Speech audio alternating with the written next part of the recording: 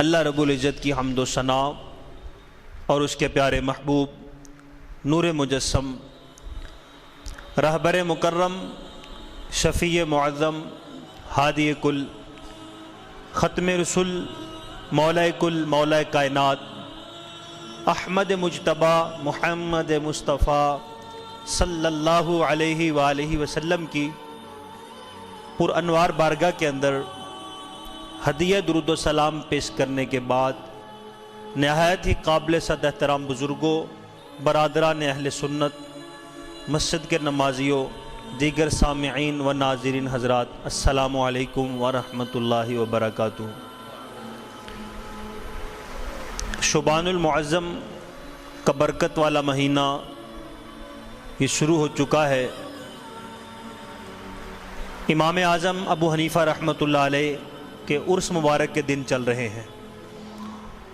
اگر دنیا کے اندر 150 ارب مسلمان موجود ہیں تو تقریباً 1 ارب سے زائد یعنی 2/3 سے زیادہ روئے زمین کے اوپر حنفی موجود ہیں۔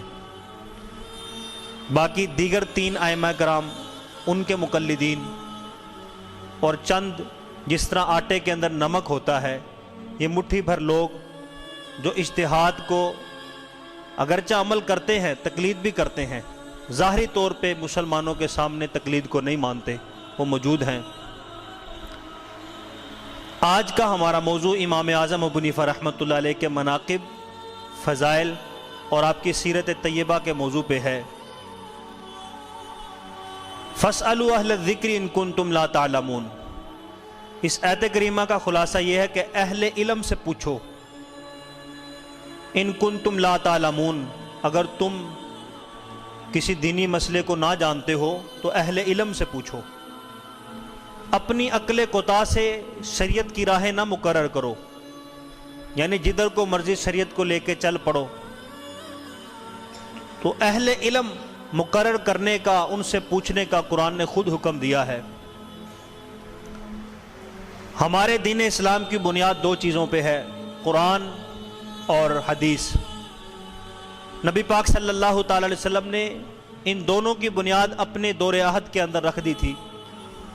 حضور نے فرمایا تمہارے درمیان میں 2 چیزیں چھوڑ کے جا رہا ہوں، ایک قرآن اور ایک اپنی سنت، اس کو مضبوطی سے تھام لو، کبھی گمراہ نہیں ہوگے۔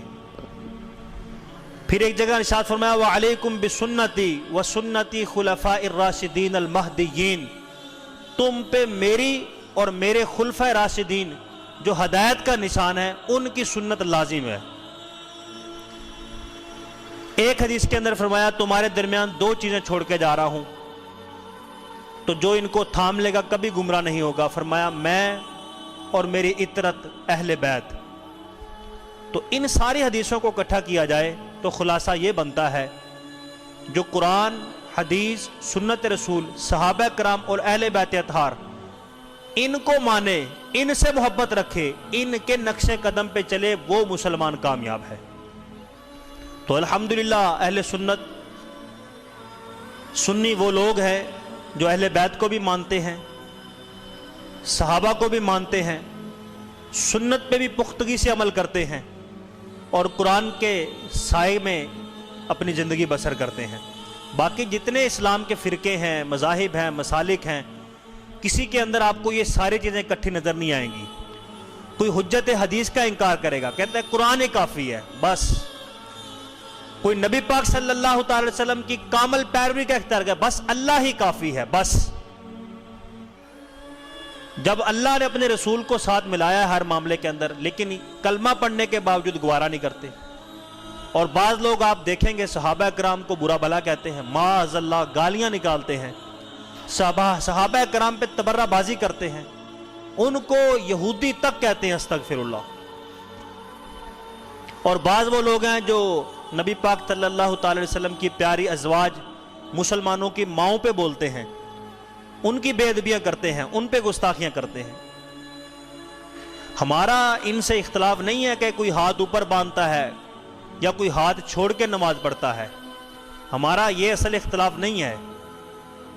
یا یہ بھی ہمارا اختلاف نہیں ہے کہ کوئی رفع دن کرتا ہے یا کوئی نہیں کرتا، کوئی آمین اونچی کہتا ہے، کوئی امام کے پیچھے پڑتا ہے، یہ ہمارا ان سے اختلاف نہیں ہے. اصل اختلاف یہ ہے کہ کوئی صحابہ کو نہیں مانتا، کوئی اہل بیت اطہار کو نہیں مانتا، کوئی سنت رسول صلی اللہ علیہ وسلم کو نہیں مانتا. تو جب نبی پاک صلی اللہ تعالی علیہ وسلم کا دور گزرا، صحابہ کا 100 سال کا جو دور تھا وہ گزرا، اس کے بعد کا جو زمانہ آیا تو اس کے اندر اختلاف شروع ہو گیا، بغاوت شروع ہو گئی، قیاس آرائیاں شروع ہو گئی. ہر رنگ، ہر نسل، ہر زبان کے لوگ مسلمان ہونا شروع ہو گئے اور نئے نئے مسائل پیدا ہونا شروع ہو گئے، فتاووں کی بوچھاڑ ہو گئی. تو اب ضرورت پڑی کہ ہر بندہ تو قرآن و حدیث سے مسئلہ نہیں لے سکتا، کیونکہ صحابہ نے تو سینے سے پڑھا تھا، انہوں نے تو کتابوں سے نہیں پڑھا تھا، ان کو تو کتاب کی ضرورت نہیں تھی، ان کو کسی چیز کی حاجت نہیں تھی. ڈائریکٹ سرکار دو عالم صلی اللہ تعالی علیہ وسلم سے اپنی پیاس بجھاتے تھے، ڈائریکٹ پڑھتے تھے.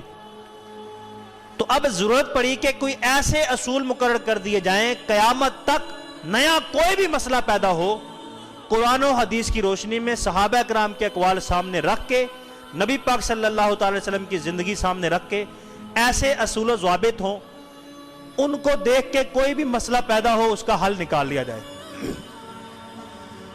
تو اس کو کہتے ہیں اجتہاد. تو سب سے پہلے اجتہاد امام اعظم ابو حنیفہ رحمۃ اللہ علیہ نے کیا. اور بھی 3 امام ہیں، امام شافعی، امام مالک، امام احمد بن حنبل. یہ جو چاروں امام ہیں ان کے ماننے والوں کو مقلد کہتے ہیں. ان کی آپس میں کوئی خلش، کوئی ناراضگی نہیں ہے، یہ سارے کے سارے اہل سنت ہیں. لیکن امام شافعی کی تقلید کرنے والے شافعی، امام مالک کی تقلید کرنے والے مالکی، اسی طرح حنبلی امام احمد بن حنبل کو جو مانتے ہیں، اور جو فقہ حنفی امام اعظم ابو حنیفہ رحمۃ اللہ علیہ نے قرآن و حدیث کی روشنی میں تیار کی، جو اصول و ضوابط تیار کیے، ان کو حنفی کہتے ہیں. ہم قرآن و حدیث سے ہر مسئلہ نہیں نکال سکتے اور نہ ہی نئے مسئلے کا حل نکال سکتے ہیں. تو اس لیے ضرورت ہے کہ کوئی ایسا رہنما ہوتا، جس طرح قرآن نے نشاندہی کی فَاسْأَلُوا أَهْلَ الذِّكْرِ إِن كُنتُمْ لَا تَعْلَمُونَ. تو جب تمہیں پتہ نہ ہو تو اہل ذکر سے پوچھ لو. تو اہل علم کا ایسا کوئی سربراہ ہوتا کہ جو وہ بتا دیں، آنکھیں بند کر کے جب ان کے نقش قدم پہ چلیں تو ہمیں سنت پہ چلنے کا ثواب ملے، تو ہم قرآن کو ماننے والے کہلائیں. تو امام اعظم ابو حنیفہ رحمۃ اللہ علیہ کی وہ ہستی تھی. چاروں اماموں میں سے امام اعظم ابو حنیفہ رحمۃ اللہ علیہ یہ بڑے امام ہیں. ایک وجہ تو یہ ہے کہ یہ انہوں نے صحابہ کا دور دیکھا ہے، یہ تابعی ہیں. نبی پاک صلی اللہ تعالی وسلم اور ان کے درمیان صرف ایک واسطہ ہے، ڈائریکٹ ایک واسطے سے حضور کی حدیثیں لیتے رہے ہیں، امت تک پہنچاتے رہے ہیں. بچپنا تھا، آپ کے دادا جان جب صحابہ کی خدمت میں حاضر ہوتے تو امام اعظم کو بھی ساتھ لے جاتے تھے. ایک مرتبہ عید کا دن آ گیا، فلودہ تیار کیا آپ کے دادا جان نے، مولا علی رضی اللہ تعالیٰ کی خدمت میں حاضر ہوئے، کہنے لگے کہ آج عید کا دن ہے تو یہ آپ کے لیے تحفہ ہے. آپ نے فرمایا ہمارا ہر روز عید ہوتی ہے، ہمارا تو ہر روز ہی دن عید کا ہوتا ہے. تو کہا کہ یہ میرا پوتا ہے، اس کے لیے دعا کر دے، اللہ تعالیٰ اس کو نیک بنائے. آپ نے تھپکی دی مولا علی نے. حضرت امام اعظم بچے تھے، ان کی کمر پہ تھپکی دی، کہا یہ اپنے وقت کا عالم بنے گا. تو دنیا نے دیکھا کہ امام اعظم بنے. اور نبی پاک صلی اللہ تعالی وسلم کی ایک حدیث مبارکہ ہے، لو کان العلم عند الثریا، اگر دین اسلام دنیا سے اٹھ گیا اور اٹھ کے ثریا ستارے پہ بھی پہنچ جائے، یعنی اتنا اونچا دین دنیا سے رخصت ہو جائے، کہا اہل فارس سے ایک بندہ ایسا آئے گا دین اسلام کو ثریا ستارے سے بھی کھینچ کے لے آئے گا اور دوبارہ اس کے اندر روح ہو کے دین اسلام کو، میری سنت کو زندہ کر دے گا. امام جلال الدین سیوطی فرماتے ہیں، کیونکہ امام اعظم فارسی تھے، اجمی الاصل تھے، فارسی النسل تھے، امام اعظم ابو حنیفہ رحمۃ اللہ علیہ کے علاوہ کوئی ایسا شخص ہی نہیں تھا. تو یہ نبی پاک صلی اللہ تعالی وسلم کی جو بشارت تھی، جلال الدین سیوطی فرماتے ہیں یہ امام اعظم ابو حنیفہ رحمۃ اللہ علیہ کے متعلق تھی. بے شمار حدیثیں نبی پاک صلی اللہ تعالی وسلم سے روایت کی ہیں ایک واسطے سے. ایک حدیث پاک جو شماتت والی ہے، نبی پاک صلی اللہ تعالی وسلم نے فرمایا مسلمان کی شماتت نہ کرو. اب پوچھا گیا شماتت کیا ہوتا ہے؟ یہ ہمارے مسلمانوں کے اندر آج ایک بڑی بیماری ہے. حضور نے فرمایا شماتت یہ ہوتا ہے کہ کسی مسلمان کو مصیبت پہنچے، اس کے مال میں، اس کے جان میں، اس کے جسم میں، اس کے گھر میں بیماری ہو، جو بھی آفت مسلمان کو پہنچے، اس کو دیکھ کے کوئی مسلمان خوش ہو۔ یہ جو حاسد ہوتے ہیں، یہ جو شریکے ہوتے ہیں، یہ جو مخالف ہوتے ہیں، جب کسی مسلمان کو نقصان پہنچتا ہے تو یہ بڑے خوش ہوتے ہیں۔ اس عمل کو اسلام کے اندر شماتت کہتے ہیں۔ حضور نے فرمایا کوئی کسی مسلمان کی شماتت نہ کرے، جو کسی مسلمان کی شماتت کرے گا اللہ اس کو بچا لے گا اور کرنے والے کو اس میں مبتلا کر دے گا۔ اتنا بڑا اس کا وبال ہے۔ خوش ہونے والا اس کا کوئی نقصان نہیں کر رہا ہوتا، وہ تو اپنا گڑھا خود اپنے لیے کھود رہا ہوتا ہے۔ اگر اس کی بیماری پہ خوش ہو رہا ہے اللہ اس کو ایک دن شفا دے دے گا، لیکن اللہ اس کو اس بیماری کے اندر مبتلا کر دے گا۔ تو یہ امام اعظم ابو حنیفہ رحمۃ اللہ علیہ نے یہ حدیث ڈائریکٹ اس صحابی سے روایت کی ہے جنہوں نے خود حضور کے سامنے بیٹھ کے حدیث سنی ہے۔ یعنی اتنے بڑے تابعی ہیں امام اعظم، کئی صحابہ کرام کی زیارت کی، مولا علی سے تھپکی لی، تابعین کے دور کے اندر پیدا ہوئے، صحابیوں کی زیارت کی، اور فقہ حنفی کے مدون اول ہیں، نبی پاک صلی اللہ تعالی وسلم کی شریعت کو کتابی صورت دینے والے، امت کے لیے قیامت تک کے علماء کے لیے سہولت پیدا کرنے والے، یہ امام اعظم ابو حنیفہ رحمۃ اللہ علیہ ہیں۔ اور ہم ان کو امام اعظم، اعتراض کرتے ہیں لوگ امام اعظم کیوں کہتے ہیں؟ اعظم تو رسول اللہ صلی اللہ تعالی وسلم کی ذات ہے، امام تو حضور پاک ہیں۔ معاذ اللہ، یہ نہیں کہ نبی پاک صلی اللہ تعالی وسلم کے دور کی بات ہو رہی ہے۔ جب کوئی ایسا لقب کسی کو دیا جاتا ہے تو اپنے دور کے لحاظ سے وہ بات ہوتی ہے۔ تو اس کا امام اعظم کہنے کا مطلب یہ کہ اپنے دور کے جو امام تھے ان میں اور قیامت تک آنے والے جتنے امام ہیں ان سب اماموں میں آپ اعظم ہیں، بڑے امام ہیں، تو اس لیے آپ کو امام اعظم کہا جاتا ہے۔ اور ہم کہیں بھی کیوں نہ امام اعظم، تاریخ کے اندر آتا ہے کہ جب امام اعظم ابو حنیفہ رحمۃ اللہ روزہ رسول پہ حاضر ہوئے تو سلام کیا نبی پاک کو، عرض کیا السلام علیکم یا رسول العالمین، تو نبی پاک صلی اللہ تعالی وسلم کی بارگاہ سے جواب آیا وعلیکم السلام یا امام المسلمین، اے مسلمانوں کے امام تم پہ بھی سلام ہو۔ تو جب نبی پاک صلی اللہ علیہ وسلم نے مسلمانوں کا امام کہہ دیا ہے تو ہم ان کو اپنا امام کیوں نہ مانیں؟ اس لیے ہم ان کو امام اعظم ابو حنیفہ رحمۃ اللہ علیہ کہتے ہیں۔ 200 سے زائد صحابہ سے جس ہستی نے علم پڑھا، حضرت بی بی عائشہ سے پڑھا، حضرت علی سے پڑھا، حضرت عمر سے پڑھا، حضرت عبداللہ ابن مسعود سے جس ہستی نے علم پڑھا، اس ہستی کے آپ شاگرد ہیں، حضرت عطا بن رباح رضی اللہ تعالیٰ عنہ۔ تو جس ہستی نے 200 صحابہ سے پڑھا ہو اس کا شاگرد امام اعظم ابو حنیفہ ہے، اور آپ کے زندگی کے اندر 4000 سے زائد استاد ہیں، اور آپ کے شاگردوں کی تعداد امام اعظم کی جتنے اونچے اونچے استاد ہیں اتنے اونچے اونچے آپ کے شاگرد ہیں۔ صرف ایک شاگرد کا تذکرہ کرتا ہوں، امام اعظم رحمۃ اللہ علیہ کا ایک شاگرد ہے امام محمد، اتنے بڑے امام ہیں، ان کے بارے میں سیرت نگار لکھتے ہیں کہ انہوں نے جو اپنی زندگی میں کتابیں لکھی ہیں حضرت امام اعظم سے پڑھ کے 999 کتابیں، ایک کم 1000 کتابیں امام محمد نے لکھی ہیں۔ ان کی کوئی ایک کتاب یہودی یا عیسائی یا کوئی بھی مذہب کا بندہ دیکھ لے اس کی زبان سے بے ساختہ کلمہ جاری ہو جائے۔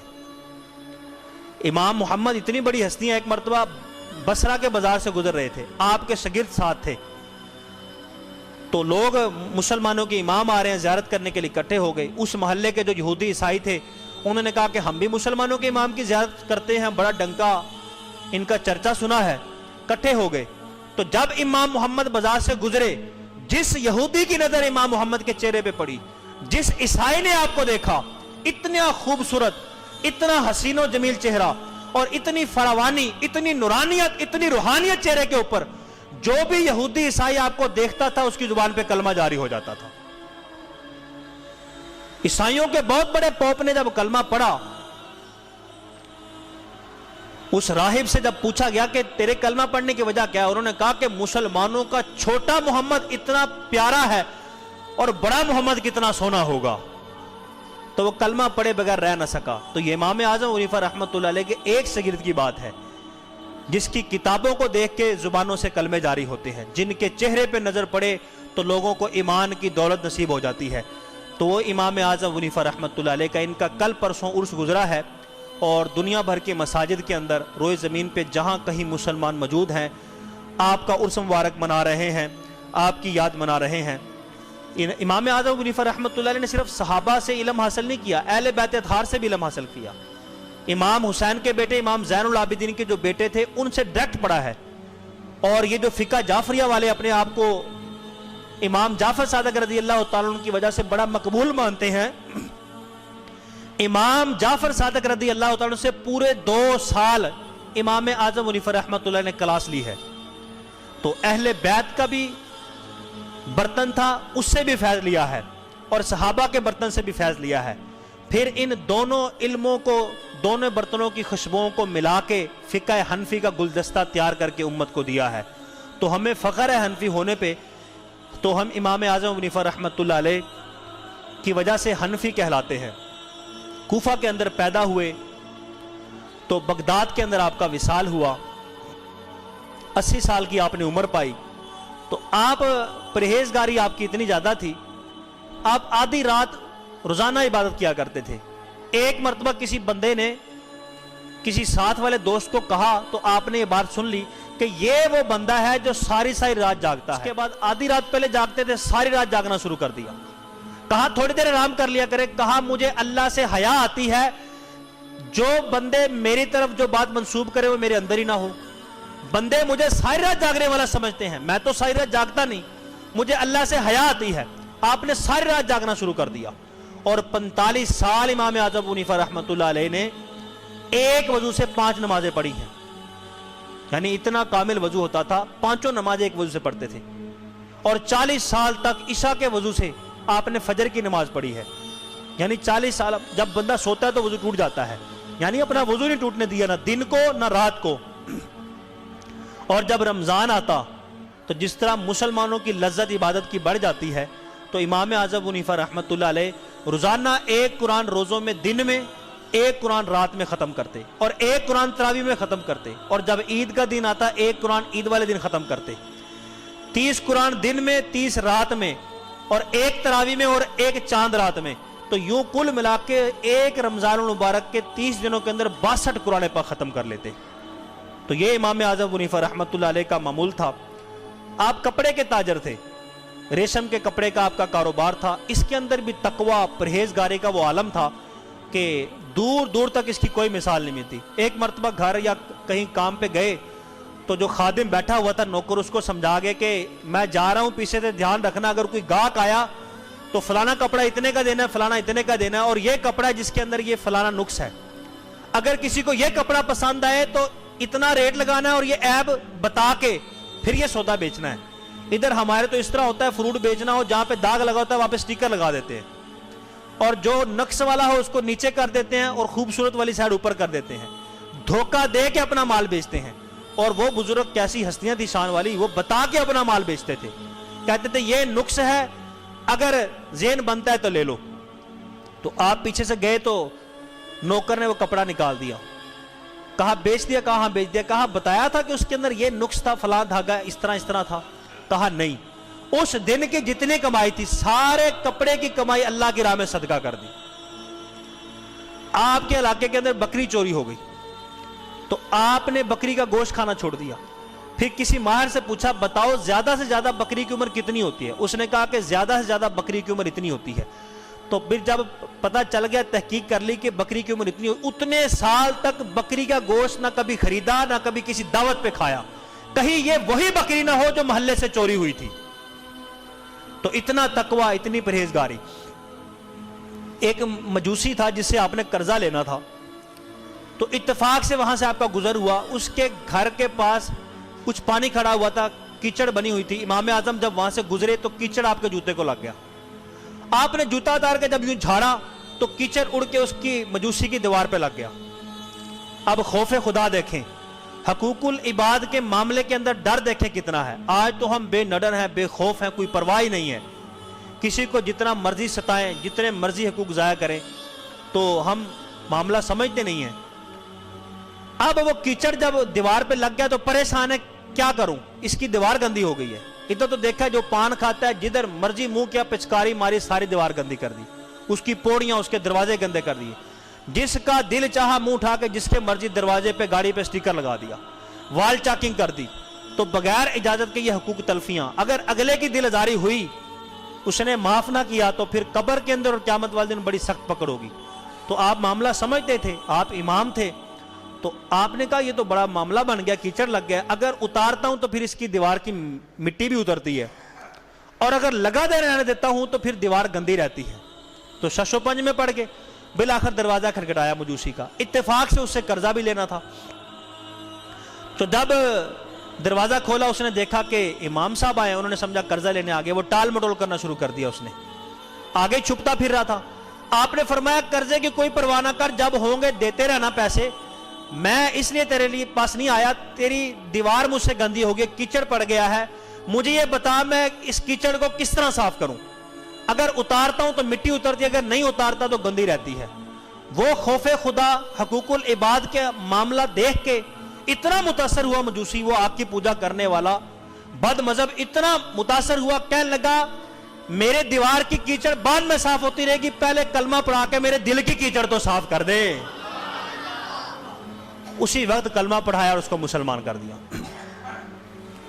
تو اب یہ معاملہ ہے، حقوق العباد کا اتنا سخت معاملہ ہوتا ہے، ذرا ذرا سی بات پہ پکڑ ہوگی تو پہلی تو بات یہ کہ جس کی حق تلفی ہو جائے اس کو معاف کر دینا چاہیے۔ نبی پاک صلی اللہ تعالی وسلم نے فرمایا کہ جو چاہتا ہے جنت کے اندر اس کا محل بنے، اس کے درجے بلند ہوں، وہ زیادتی کرنے والوں کو معاف کر دے۔ ایک حدیث پاک کے اندر ارشاد فرمایا کہ کچھ لوگ قیامت کے اندر وہ ہوں گے، ایک اعلان کرنے والا کہے گا جس کا اللہ پہ حق بنتا ہے، اللہ کی طرف جس کا کچھ بنتا ہے وہ اٹھے اور جنت میں چلا جائے۔ اور لوگ اعلان کرنے والے سے پوچھیں گے کہ یہ کون بندہ ہے جس کا اللہ پہ حق بنتا ہے، جس کا اللہ کی طرف بقایا رہتا ہے، وہ کون ہے؟ وہ اعلان کرنے والا کہے گا کہ دنیا کے اندر جو جو زیادتی کا شکار، ظلم و ستم کا، تکلیف کا شکار ہوتے رہے ہیں اور اس تکلیفوں پہ وہ اگلے کو معاف کرتے رہے ہیں، ان کے ذمے کرم پہ اللہ کا بقایا رہتا ہے، اللہ کہتا ہے اس کے بدلے میں اٹھیں اور سیدھا جنت میں چلے جائیں۔ تو دنیا کے اندر جس نے بھی معمولی سی رنجش کو، تکلیف کو، کسی بھی چیز کو معاف کیا ہوگا، قیامت والے دن ساری دنیا میدان محشر کے اندر سخت گرمی اور دھوپ کے اندر زمین تانبے کی بنی ہوگی اور سورج سوا نیزے پہ ہوگا، حساب دیری ہوگی اور معاف کرنے والا بغیر حساب و کتاب کے جنت کے اندر جا رہا ہوگا۔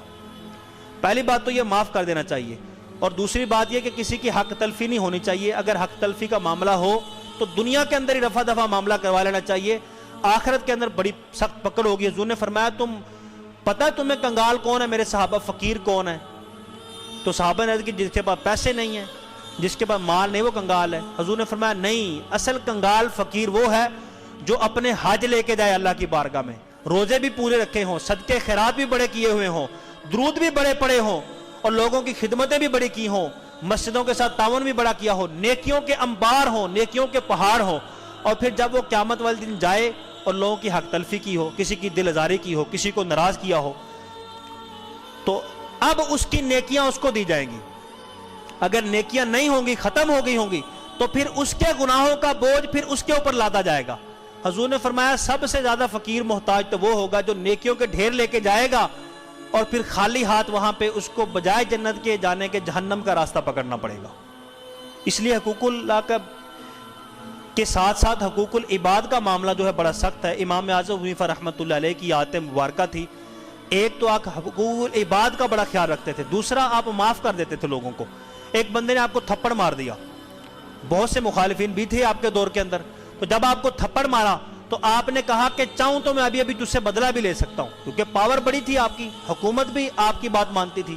کہا چاہوں تو اللہ کی بارگاہ میں قیامت والے دن اس ظلم کا بدلہ اور حساب اللہ کی بارگاہ میں عرضی پیش کر کے وہاں بھی لے سکتا ہوں، لیکن میں تجھ سے وعدہ کرتا ہوں اللہ نے اگر مجھے بخش دیا، معاف کر دیا، تو میں اس وقت تک جنت میں قدم نہیں رکھوں گا جب تک تجھے ساتھ ہی لے جاؤں گا۔ اس نے یہ دیکھا وہ جو مخالف تھا وہ گہرا دوست بن گیا۔ تو یوں امام اعظم حنیفہ رحمۃ اللہ علیہ حقوق العباد کا بھی خیال رکھتے تھے اور ساتھ ساتھ لوگوں کو معاف بھی کرتے تھے۔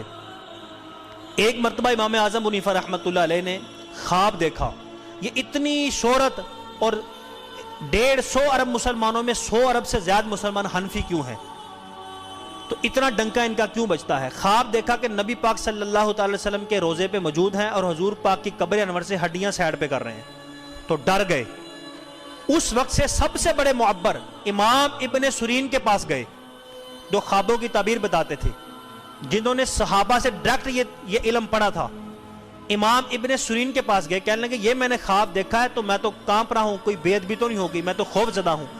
آپ نے فرمایا یہ تو بڑا خوشخبری والا خواب ہے، یہ جو تم نے خواب دیکھا ہے کہ نبی پاک صلی اللہ تعالی وسلم کی قبر انور سے ہڈیاں سائڈ پہ کر رہے ہو، اس کی تعبیر یہ بنتی ہے کہ لوگ نبی پاک صلی اللہ تعالی وسلم کی سنتوں کو ہلاک کر دیں گے، چھوڑ دیں گے، بگاڑ پیدا کر دیں گے، ایک ہستی پیدا ہوگی، یعنی جو تم نے خواب دیکھا ہے کہ تم وہ شخص ہوگے جو نبی پاک صلی اللہ تعالی وسلم کی سنتوں کو زندہ کر کے دوبارہ دین کو قائم کرو گی۔ تو امام اعظم حنیفہ رحمۃ اللہ علیہ یہ وہ ہستی ہے جنہوں نے آقا کریم علیہ الصلوۃ والسلام کی سنتوں کو زندہ کیا، قرآن اور سنت کی روشنی عطا فرما کے فقہ حنفی کا گلدستہ تیار کیا۔ اب ہم نہ قرآن و حدیث سے ہر اپنا مسئلہ نکال سکتے ہیں اور نہ ہی اخذ کر سکتے ہیں، اور جو قیامت تک نیا مسئلہ پیدا ہوگا اس کا حل امام اعظم حنیفہ رحمۃ اللہ نے ہمیں دے دیا ہے، ہم ان کی تقلید کرنے والے ہیں، ہم حنفی ہیں۔ اسی طرح امام اعظم حنیفہ رحمۃ اللہ علیہ کا بڑا پیارا انداز تھا سمجھانے کا، تو اسی طرح کا انداز ہونا چاہیے۔ بڑے بڑے گستاخ آپ نے سیدھے کیے، جہاں آپ نے اوروں کو کلمہ پڑھایا، بد مذہبوں سے توبہ کرا کے ان کو بھی راہ راست پہ لگایا۔ ایک گستاخ صحابہ تھا آپ کے دور کے اندر، معاذ اللہ امام اعظم حنیفہ رحمۃ اللہ علیہ کو جب اس کا پتہ چلا کہ یہ فلاں بندہ حضرت عثمان غنی رضی اللہ تعالیٰ عنہ کی گستاخی کرتا ہے، آپ کو گالیاں دیتا ہے، اور وہ معاذ اللہ آپ کو یہودی کہتا تھا، حضرت عثمان غنی کو وہ شخص یہودی کہتا تھا، آپ کو پتہ چلا کہ فلانا گستاخ ہے، وہ اپنی بیٹی کے رشتے کی تلاش میں ہے، تو آپ اس کے پاس چلے گئے، کہا کہ میں نے سنا ہے کہ تجھے اپنی بیٹی کے لیے رشتہ چاہیے۔ انہوں نے کہا ہاں بات تو ایسی ہے، کوئی اچھا رشتہ نہیں مل رہا، تلاش میں ہوں، اور بھی نیک بندوں کو کہا ہے آپ کے پاس بھی کوئی رشتہ ہو تو بتائیں۔ امام اعظم حنیفہ رحمۃ اللہ نے کہا کہ ہاں میرے پاس ہے رشتہ ایک، اور بڑا اچھا رشتہ ہے، وہ جو لڑکا ہے بڑا عبادت گزار ہے، ساری رات جاگ کے عبادت کرتا ہے، خوف خدا کا پیکر ہے، عاشق رسول ہے وہ بندہ، اور قرآن کا بھی حافظ ہے۔ انہوں نے کہا کہ اس طرح کا رشتہ تو ڈھونڈنے سے مل نہیں سکتا، جلدی کریں میری بات کروا دیں۔ امام اعظم حنیفہ رحمۃ اللہ نے کہا کہ ٹھیک ہے تیری بات کروا دوں گا، لیکن اس کے اندر ایک خامی ہے۔ کہا کیا؟ کہا وہ مذہب کا یہودی ہے۔ وہ سیخپا ہو گیا بندہ، وہ تو غصے میں چڑھ گیا۔ امام اعظم حنیفہ رحمۃ اللہ کہنے لگا کہ آپ کیا سمجھتے کہ میں اپنی بیٹی کا رشتہ کسی یہودی کو دوں گا؟ تو امام اعظم نے کہا کہ جب تم اپنی بیٹی کا رشتہ، اپنی ایک بیٹی کا رشتہ یہودی کو دیتے تو تم نبی پاک صلی اللہ تعالی وسلم کے متعلق کس طرح گمان کر سکتے ہو کہ حضور پاک نے اپنی 2 بیٹیاں کسی یہودی کو دے دی ہوں گی؟ تو اس کے ذہن کے پردے اٹھے، دماغ کھلا، میں تو عثمان غنی جس کو نبی پاک صلی اللہ تعالی وسلم نے اپنی 2 بیٹیاں دی ہیں ان کو میں یہودی کہتا ہوں؟ ہو مبارک زیرونین تجھے جوڑا نور کا، سرکار کی بارگاہ سے پایا ہے 2 شالہ نور کا۔ تو 2 بیٹیاں حضور پاک کی امام حضرت عثمان غنی رضی اللہ تعالیٰ کے نکاح میں تھی، اور وہ بدبخت رافضی قسم کا بندہ وہ آپ کو یہودی کہتا تھا۔ جب وہ یہ رشتے والا مسئلہ اس طرح آپ نے سمجھایا، اس نے توبہ کی اور وہ بھی کلمہ پڑھ کے سچا مسلمان ہو گیا۔ تو یوں حضرت امام اعظم حنیفہ رحمۃ اللہ علیہ کی زندگی یہ دور تھا۔ تو یہ 3 شعبان المعظم یہ آپ کا عرس مبارک ہے، تو ہمارے سنیوں کے لیے، حنفیوں کے لیے بہت بڑی فخر کی بات ہے، اور ہمیں حنفی ہونے پہ فخر بھی ہے۔ حضرت امام اعظم حنیفہ رحمۃ اللہ علیہ کا وصال کا انداز یہ تھا کہ آپ نیکی کے اندر، فقہ کے اندر، ہر معاملے کے اندر آپ کا شہرت کا ڈنکا بجتا تھا۔ قاضی منصور کا دور تھا، خلیفہ منصور، اس نے آپ کو پیغام بھیجا کہ ہم آپ کو چیف جسٹس کا عہدہ دیتے ہیں، 10,000 درہم بھی بھیجے، یہ تحفہ قبول کر لیں۔ آپ نے فرمایا تم صرف اتنا کہہ دو کہ یہ لو نہ صرف ہاتھ لگا دو، تو ابو حنیفہ اس کو ہاتھ بھی نہیں لگائے گا، یعنی درہم واپس لے جاؤ، یعنی مال سے بے رغبتی تھی، چیف جسٹس کا عہدہ قبول کر لیں۔ آپ نے عہدہ قبول نہیں کیا، کیونکہ آپ کو پتا ہے کہ حکومت کا پریشر ہوتا ہے، ظلم و ستم، بے انصافی، غلط فیصلے کرنے پڑتے ہیں، تو چاہتے ہوئے نہ چاہتے ہوئے مسلمانوں کے ساتھ زیادتی ہو جاتی ہے اس کام کے اندر۔ تو آپ نے چیف جسٹس کا عہدہ قبول نہ کیا، آپ نے اس بادشاہ کو کہا کہ میں اس لائق نہیں ہوں۔ بادشاہ نے کہا تم جھوٹ بولتے ہو، تو آپ نے کہا کہ بس پھر فیصلہ ہو گیا، جو بندہ جھوٹا ہو، اگر میں جھوٹ بولتا ہوں، جو بندہ جھوٹا ہو وہ تو جج بننے کے قابل نہیں، تم تو مجھے ججوں کے بھی جج بنا رہے ہو۔ اس نے قسم کھائی، جج نے کہا کہ میں تمہیں چیف جسٹس بنا کے چھوڑوں گا۔ آپ نے بھی قسم کھائی تو جو مرضی کہہ لے، میں نے جج کا عہدہ قبول کرنا ہی نہیں ہے۔ اور وزیروں نے کہا کیا کہتے ہو؟ بادشاہ نے قسم کھا لی ہے۔ تو دستور تھا بادشاہ پھر کسی معاملے پہ قسم کھا لے پھر پیچھے نہیں ہٹ سکتا تھا۔ امام اعظم نے کہا کہ بادشاہ مجھ سے زیادہ مال و دولت رکھتا ہے، یہ قسم کا کفارہ میری نسبت آسانی سے ادا کر سکتا ہے، بادشاہ کو قسم کا کفارہ ادا کر لے، میں نے اپنی قسم نہیں توڑنی۔ تو بہرحال بادشاہ بضد تھا، اس نے آپ کو قید کروا دیا۔ اب آپ کو وہاں پہ قید کرا دیا، روزانہ منوانے کے لیے 100 کوڑے آپ کے سر پہ مارے جاتے تھے۔ اندازہ کریں آپ کتنا خون نکلتا ہوگا، کتنا سر زخمی ہوتا ہوگا۔ تو کئی دنوں تک یوں آپ کو کوڑے مارے جاتے رہے، لیکن آپ کے پائے استقلال کے اندر پھر بھی لغزش نہ آئی، آپ نہ مانے، اپنی جگہ سے ٹس مس نہ ہوئے۔ اور پھر بالآخر اب کیونکہ عوام آپ کے ساتھ تھی، پریشر بہت تھا رہائی کا، بالآخر بادشاہ نے سوچا کہ ان کو زہر دے دیا جائے۔ تو آپ کے سامنے جب وہ کھانے کا پیالہ پیش کیا گیا، اتقوا بفراست المؤمنین ینظروا بنور اللہ، تو جو کامل مومن ہوتا ہے اس کی نظر فراست سے بچو، یہ اللہ کے نور سے دیکھتا ہے۔ تو سمجھ لیا کہ اس کے اندر زہر ہے، آپ نے کھانے سے انکار کر دیا، زبردستی انڈیل دیا گیا۔ تو یوں 3 شعبان المعظم کو آپ کو زبردستی زہر دے کے یوں آپ کا وصال ہوا، آپ کو مارا گیا۔